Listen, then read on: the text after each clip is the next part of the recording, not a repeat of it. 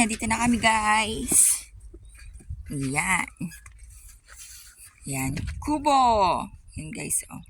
Medyo makalat. Ayun, no? Yan ang aking darling.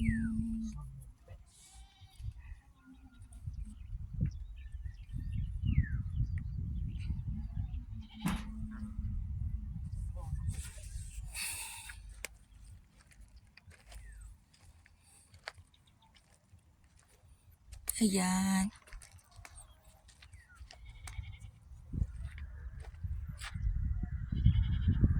Ayan, good morning guys! Ayan po, papunta kami ngayon sa bukid para magbunot ng punla ng sibuyas.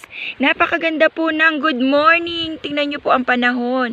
Tingnan nyo po ang ating kalangitan. Medyo mahangin po dito sa Caranglan, Nueva Ecija. Kaya eto po, naglalakad po kami ngayon ng aming mga kasamahan. Ayan. Ayun na po sila, medyo naiwan na ako. Ayan. Naiwan na po nila ako guys. Ayan, papunta kami ngayon sa ilog kasi nandun po yung bukid na aming bubunutan ng punla ng sibuyas. Ayan. Guys, ayan po, nakikita nyo po bukid. Ayan po. Ayan po ang ninong ko. Inaayos ang kanyang sibuyasan. Ayan po, bukid po yan ang ninong ko. Oh, napakaganda po. Yan po yung sibuyas, guys. Ayan. Ayan, guys. O, diba? Yan po ang pangkaraniwan tanim ngayon dito sa Caranglan. Sibuyas. Ayan. Ayan, guys. Hello po, ninong. Happy Trekkings! Ayan, oh guys, ayan, medyo tatawid ako dyan, ayan, may tawiran guys. Yan, ganito po ang aming buhay ng magbubukid. Ayan guys, tiis lang, darating ang araw, may pera na.